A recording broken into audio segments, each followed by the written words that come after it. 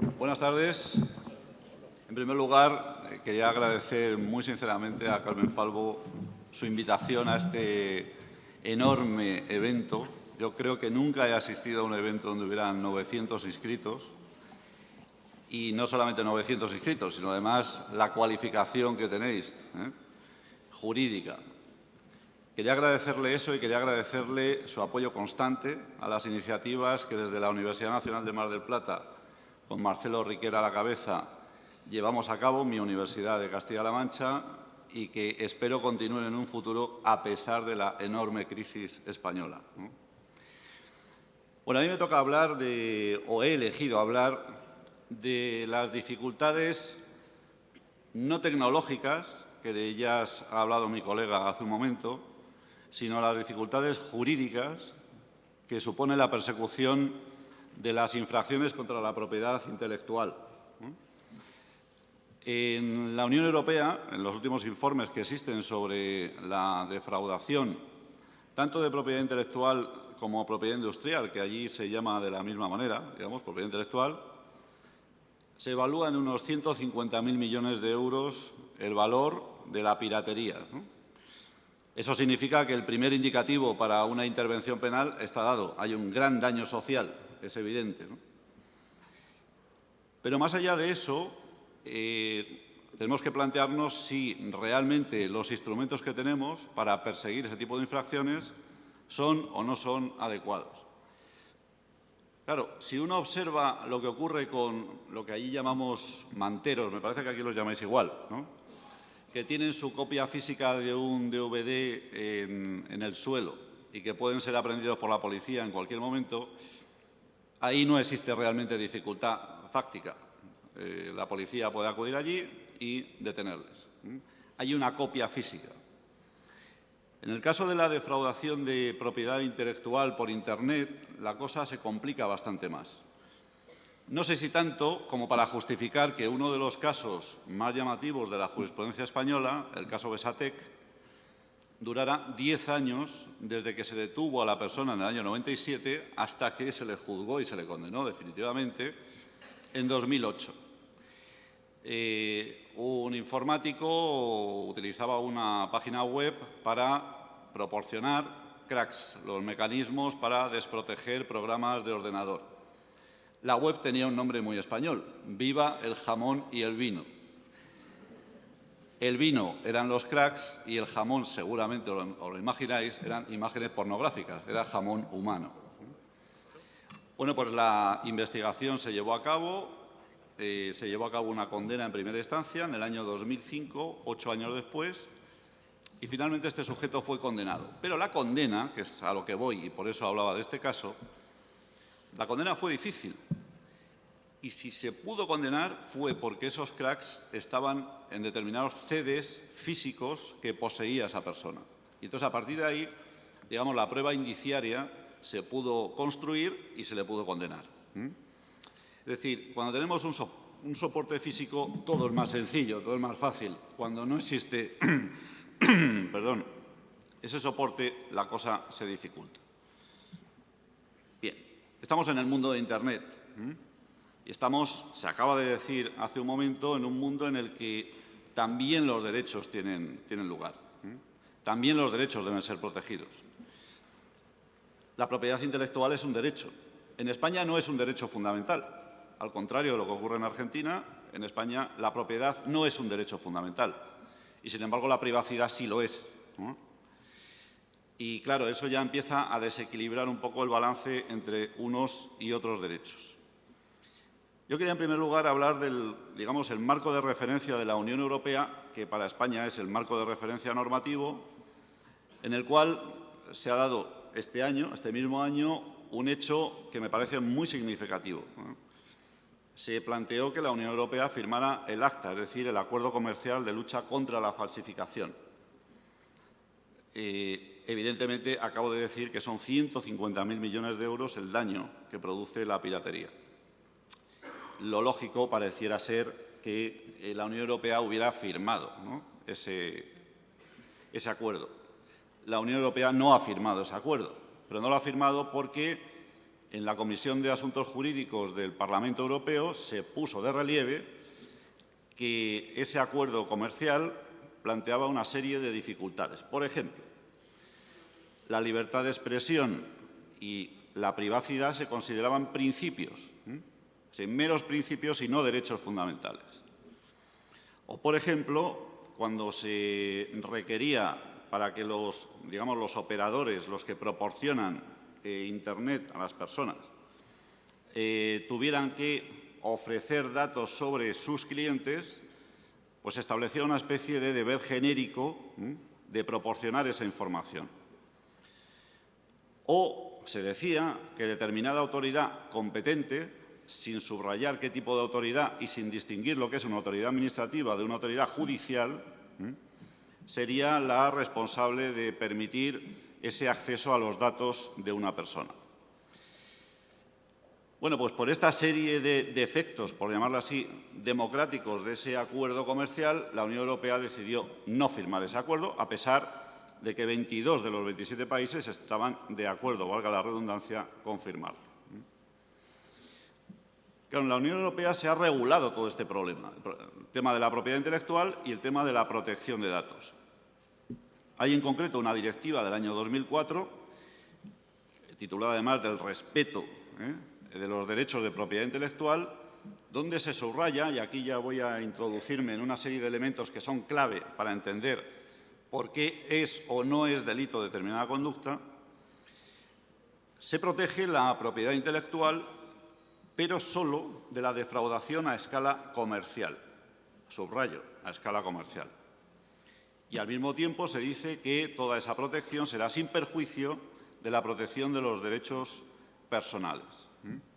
Se establece también que tiene que existir un mandamiento judicial para que esos intermediarios de los servicios de comunicación permitan, el acceso a los datos de sus clientes. Existe también una directiva de protección de datos personales. Se intentó aprobar una directiva que obligara a todos los países a establecer sanciones penales para proteger la propiedad intelectual. Sin embargo, esa propuesta directiva feneció, murió y no se adoptó. Es probable que con el nuevo Tratado de Lisboa, que establece una serie de competencias más fuertes, más intensas en la Unión, para establecer normas comunes en relación con delincuencia de un determinado tipo, por ejemplo, la transfronteriza, por ejemplo, toda aquella delincuencia relativa a temas que hayan sido armonizados pero no armonizados adecuadamente, es posible que con el Tratado de Lisboa eso se lleve adelante. Pero por ahora lo que tenemos es una directiva que protege, como acabo de decir, la propiedad intelectual, pero no se olvida de los derechos fundamentales. Con esos instrumentos jurídicos, el Tribunal de Justicia de la Unión Europea marcó una serie de límites para, permitir el acceso a los datos de los clientes de esos servicios de Internet. En concreto, 3 sentencias. Voy a citar que son, creo, claves.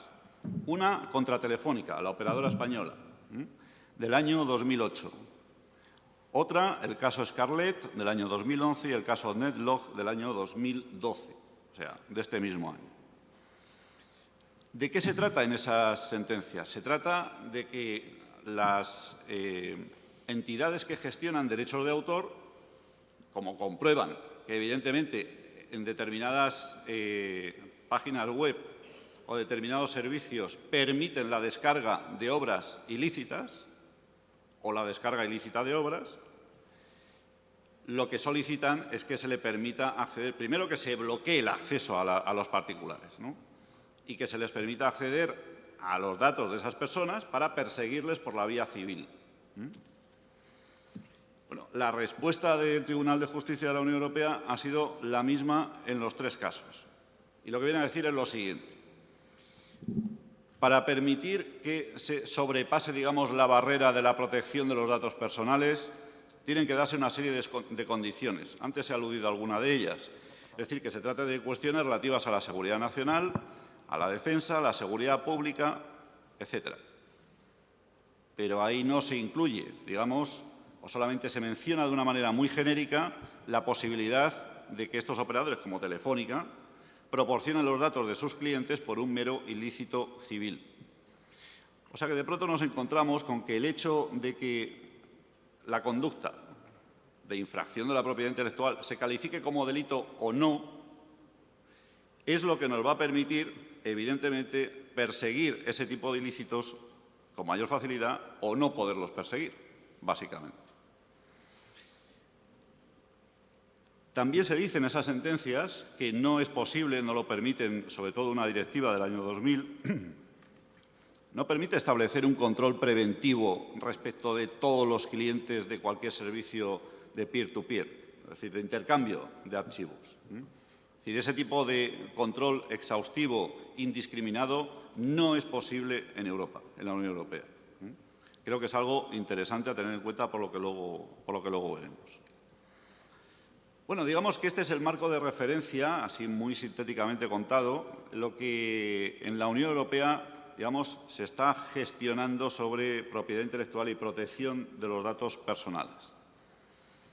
Y ahora desciendo a la legislación española porque creo que representa un buen ejemplo de lo que es no saber exactamente si estamos en la línea penal o en una línea no penal. Y además ha habido una última reforma muy interesante, muy combatida, de la ley llamada la Ley Sinde.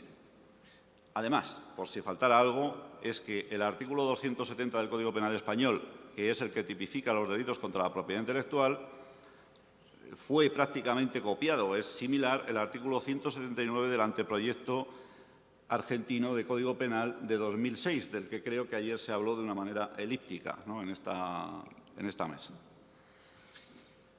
Bueno, pues en ese artículo 270, como no podía ser de otra manera, porque estamos en un ámbito que está regulado no por el derecho penal, sino básicamente por el derecho civil, lo que hace el legislador penal es castigar una serie de conductas que están definidas en la legislación civil.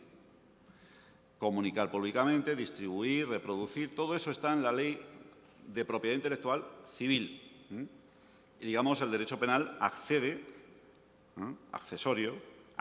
a esa normativa civil. Digamos que materialmente se comporta como si fuera una ley penal en blanco. No lo es porque no hay una remisión expresa, pero prácticamente lo es. Por lo que se refiere a la descarga, al intercambio de archivos, el peer-to-peer, que es quizá el problema mayor, ¿no?, para las empresas que, digamos, tienen propiedad intelectual, en la legislación española se contempla la comunicación pública como cualquier acto por el cual se posibilita, digamos, a una pluralidad de personas el acceso a una obra sin que tengan, digamos, el acceso físico, que sería el caso de los manteros, sin que tengan el acceso físico, pero sí el acceso a la obra. Claro, el derecho penal no puede ser un mero derecho sancionador de infracciones civiles. Es evidente, eso sería inconstitucional. ¿Qué hace el legislador? El legislador incluye dos elementos que son propiamente penales y que están en ese artículo del anteproyecto argentino de 2006 también, que son, por un lado, el ánimo de lucro y, por otro lado, la posibilidad de que se ocasione un perjuicio a tercero. El perjuicio de tercero prácticamente se daría en todos los casos de ilicitud, ¿no?, en todos los actos ilícitos. Pero, ¿qué ocurre con el ánimo de lucro? Si ahora volvemos un momento la vista a lo que acabo de decir sobre la regulación europea, resulta que en las directivas europeas solo se protege la propiedad intelectual cuando se infringe a escala comercial. Un dato muy relevante que al fiscal general del Estado español no se le escapó cuando, en 2006, en una circular, interpretó el artículo 270 del Código Penal y dijo: no es delito una conducta que no suponga una infracción de derechos de propiedad intelectual a escala comercial. El ánimo de lucro no es el ánimo de lucro que habitualmente se considera, el Tribunal Supremo Español considera. El ánimo de lucro en España, el Tribunal Supremo considera que es cualquier ventaja patrimonial, cualquiera. Es un sentido muy amplio. En este caso no es así. Se reinterpreta el ánimo de lucro para que, digamos, se oriente solo a las infracciones a escala comercial. ¿Qué significa eso? Que automáticamente las conductas de los particulares no son delictivas, porque por mucho que se infrinja el derecho de propiedad intelectual, será en todo caso una infracción civil, pero no será una infracción penal. Si acudimos al mecanismo que nos permite sobrepasar, digamos, la privacidad del ciudadano y recordamos que tiene que haber un ilícito penal, además de una determinada característica, para que se pueda sobrepasar esa barrera, vemos que el Estado se encuentra con que no puede sobrepasar esa barrera. Esa barrera sigue ahí. Estamos ante un ilícito civil y, por tanto, no se permite que, digamos, se ofrezcan los datos de las personas que intercambian esos archivos por Internet. Bueno, para que, digamos, nos hagamos una idea de hasta qué punto se protege en España la privacidad de las personas, busqué algún ejemplo último del Tribunal Constitucional y me encontré con un caso que creo que lo representa especialmente bien. Es un caso, además, no es de propiedad intelectual, donde se duda de si hay delito o no hay delito, sino de pornografía infantil, donde no hay duda de que hay delito. Pero aquí el sujeto lo que hizo fue entregar su ordenador a una tienda para que se lo repararan. Y el reparador de la tienda, al abrir el ordenador, se dio cuenta, accedió, por un lado, a la carpeta de mis documentos y, por otro lado, al incoming de Emule. Y ahí observó que había fotografías de niños, etcétera, es decir, pornografía infantil. Cogió el ordenador y se lo llevó a la policía. Era una conducta bastante lógica. El problema es que la policía también abrió el ordenador y también accedió a esos datos. Y la condena se produjo precisamente porque, una vez que la policía descubrió que allí había fotografías de niños, etcétera, pornografía infantil, comenzó todo el procedimiento y finalmente ese sujeto fue condenado. ¿Cuál era la prueba original? La prueba original era la policía entrando en un ordenador sin autorización judicial y descubriendo un delito allí en el ordenador. Bueno, pues aunque el Tribunal Constitucional en la sentencia al final convalidó esa condena, la postura del Ministerio Fiscal en el proceso constitucional de amparo fue completamente contraria a la condena. Es decir, fue favorable a que se le concediera el amparo por haber vulnerado sus garantías individuales. Podríamos la teoría del fruto del árbol prohibido, habría, digamos, una prueba obtenida a partir de una ilicitud y todo lo demás se desencadenaría. Hay un voto particular en la sentencia que dice que no se debería haber convalidado esa condena. O sea, que incluso ante delitos graves, la policía no puede intervenir sin autorización judicial. Si en la propiedad intelectual estamos ante un ilícito civil y, por tanto, no puede haber un mandamiento judicial respecto de los datos de una persona, tenemos bloqueado el problema. No podemos intervenir. Los particulares no cometen delito, el ánimo de lucro se interpreta de otra manera, no puede haber autorización judicial para conocer sus datos personales. ¿Qué ha hecho el Estado español? Pues de una manera, no sé si inteligente, pero desde luego sí un poco sibilina, ha modificado las coordenadas del problema. Ha reformado la ley donde, digamos, se establecen los ítems, es decir, las causas por las cuales se puede acceder a los datos de un cliente de un servicio de la sociedad de información. La Ley de Servicio de la Sociedad de Información, allí se establecen y son básicamente los mismos que antes he dicho en la directiva europea, es decir, seguridad pública, orden público, seguridad del Estado, etcétera. La legislación española ahora incluye expresamente la propiedad intelectual. Incluida la propiedad intelectual, automáticamente la ley está dando acceso a que mediante un mandamiento judicial se tenga la posibilidad de conocer quiénes son los que se descargan esas obras. Pero además ha hecho otra cosa, y es que antes estábamos hablando de asunto penal o asunto civil. Lo que se ha hecho ha sido ni una cosa ni la otra.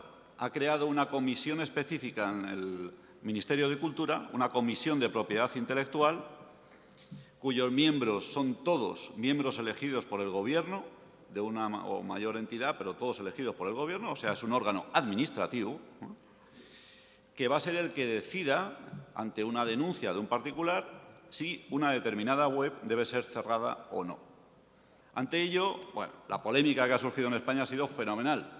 Algunos decían que se estaba atacando la libertad de expresión. Bueno, yo creo que la libertad de expresión no es solo tener una página web, es algo más. Es decir, también se refiere al contenido de la página web. O sea, que simplemente por abrir una página web no se está ya ejerciendo la libertad de expresión. Creo que es algo más. Pero sobre todo se decía que se estaba vulnerando el derecho a la libre, digamos, al libre acceso a Internet, etcétera, ¿no? Bueno, esa comisión, en un plazo sumarísimo de 48 horas, digamos que le ofrece al infractor la posibilidad de retirar todo el contenido, ¿no? Todo el contenido ilícito. Si no lo hace, en el plazo de otros 2 días, se valora la prueba que presente, en su caso, esa persona jurídica, será seguramente, y en un plazo máximo de 5 días se decreta el cierre, en su caso, el cierre de esa página web. Es un órgano administrativo. Según la Constitución española, no cabe ninguna medida de este tipo, restrictiva de derechos, etcétera, donde no haya intervención judicial. La intervención judicial se prevé, pero se prevé a posteriori. Es decir, cuando el juzgado central de instrucción tiene que ejecutar esa medida, ahí aparece una autoridad judicial, ¿no? Pero, en principio, quien, digamos, ejerce esa facultad, esa potestad, es una comisión administrativa del Ministerio de Cultura. Claro, ante esto habría que valorar lo siguiente. Cuando hablamos de propiedad intelectual estamos hablando de un asunto no penal, tampoco civil, pero entonces es administrativo, y la autoridad competente a la que se refiere el acta al que me refería al principio es una autoridad administrativa. No parece muy lógico. Ante esta comisión se han presentado ya cientos de denuncias, ¿no?, de contenidos ilícitos en páginas web. Todavía no se ha desarrollado, digamos, no ha habido decisiones suficientes como para entender cómo va a funcionar. Pero, desde luego, me parece que el paradigma ha cambiado. Donde antes había una barrera infranqueable de derechos fundamentales, esa barrera se ha disuelto. Es decir, mediante esta sibilina modificación legal, lo que ha conseguido el Estado español es permitir que, mediante esa decisión administrativa, no judicial, en principio, las páginas web puedan ser cerradas. Esta modificación legal no resuelve el problema del peer-to-peer, del intercambio de archivos. O sea, que ha sido criticada también desde el otro lado, porque es demasiado blanda y porque, digamos, no resuelve el problema. Claro, ahí estamos ante una cuestión donde hay que decidirse. Si el ánimo de lucro lo seguimos interpretando como hace la Unión Europea, nunca será delito. Alguna sentencia hay, de todas formas, que ha habido polémica también en eso, alguna sentencia hay que no sigue los criterios del fiscal general del Estado y que considera que cuando hay intercambio de archivos hay ánimo de lucro y se puede condenar. Porque el único elemento del tipo que no se da cuando hay intercambio es el ánimo de lucro. O sea que si lo hubiera, entonces sí habría delito. Esto es lo que sucede en relación con el intercambio de archivos, que yo creo que es, digamos, lo que todos conocemos y es una práctica habitual en la población. Quería referirme un segundo, que me parece que me quedan como 4 o 5 minutos, 10 minutos. Quería referirme un segundo a otra cuestión que me parece que en este foro es especialmente interesante y que tiene que ver con la propiedad intelectual, que es los manteros, ¿no? En España los manteros son todos, prácticamente todos, seguramente el 99% ciudadanos de África de raza negra. Personas que llegaron a España en una patera, que son muchos ilegales, y a los cuales ponen ahí su manta, sus DVDs, etcétera, y que son detenidos por la policía. Y ha habido durante años ese perfil de sujeto infractor. Se sentaba en el banquillo y se le condenaba a una pena de prisión de 6 meses a 2 años y punto. Claro, ahí había una tremenda injusticia, no tanto por la pena de prisión, no tanto por la pena de prisión porque podía ser suspendida, pero mediante otro precepto del Código Penal esa pena de prisión podía ser convalidada, cambiada, sustituida por la expulsión del territorio nacional, que esto era lo grave, en definitiva. ¿Por qué me quiero referir a este caso? Porque ante este problema hubo un movimiento de resistencia de una facción importante de los jueces españoles que se negaban a condenar a este tipo de personas. Y se ingeniaron muchos criterios, muchos argumentos, pero sobre todo una aplicación directa del principio de intervención mínima. En España no funciona el principio de oportunidad. El Ministerio Fiscal tiene que perseguir. Pero el principio de intervención mínima es un principio constitucional y muchos jueces se negaron a condenar a este tipo de sujetos. Me parece interesante que en determinados casos como ese, donde había una injusticia flagrante, porque ¿cuál es el valor de lo que esas personas están infringiendo? Un valor ínfimo, delitos de bagatela. Que cuando ocurre eso, las autoridades judiciales se pongan de parte del más débil. Esto es un inciso, es una digresión casi, pero hoy mismo en España, donde hay desahucios a mansalva, los jueces españoles, muchos jueces, se han situado en contra de la forma de desahuciar a las personas.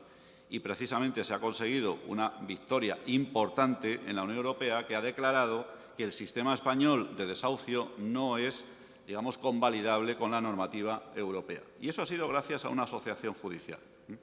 Por tanto, el hecho de que los jueces hagan este tipo de cosas me parece especialmente importante. Bueno, vuelvo a los manteros. Claro, los jueces hacen eso. ¿Qué hace el Estado?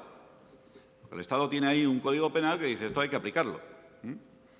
Lo que se hizo en la reforma de 2010 fue decir, bueno, para que condenéis siempre, aunque no sea por tanta pena, vamos a convertir estos casos en una mera falta, en una contravención. Y se va a castigar con una sanción ínfima de multa, pero va a ser delito. Va a ser falta, va a ser una infracción penal.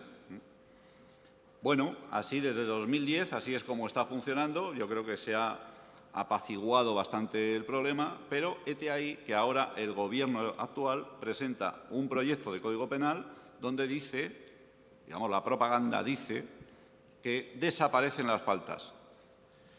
¿Desaparecen las faltas significa que se despenalizan las faltas? No, en absoluto. Es que las faltas se convierten en delitos leves.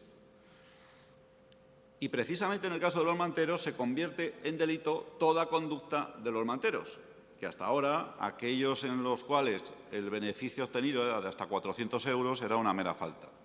Bueno, pues a partir de ahora va a ser un delito. A efectos de antecedentes penales, a efectos de reincidencia, se va a considerar un delito. Bueno, me parece un absoluto despropósito y, desde luego, espero que los jueces, igual que hicieron en 2004 a 2010, se resistan a aplicar esa normativa tal y como está establecida. Nada más y muchas gracias.